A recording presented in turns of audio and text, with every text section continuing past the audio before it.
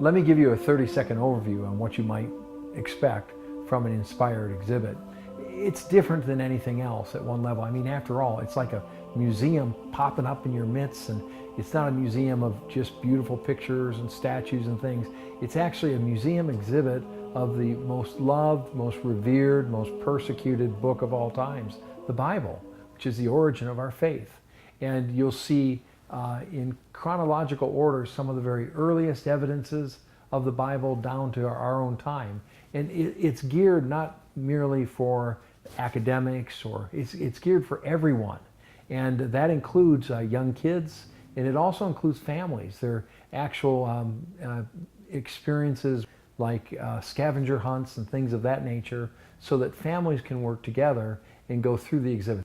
There are 25 items in the inspired exhibit, and they span several thousand years. The earliest example actually dates somewhere between 700 and 600 BC.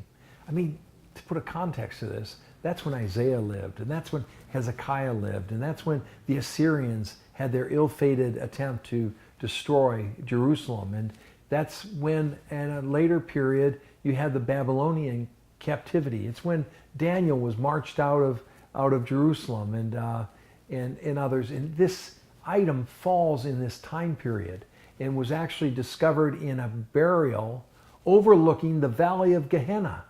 So the valley where they offered infant sacrifices to the Canaanite gods. And here, found in this burial, perched over the valley of Gehenna, you have the very earliest known text of Scripture that was discovered, and you'll have opportunity to see it.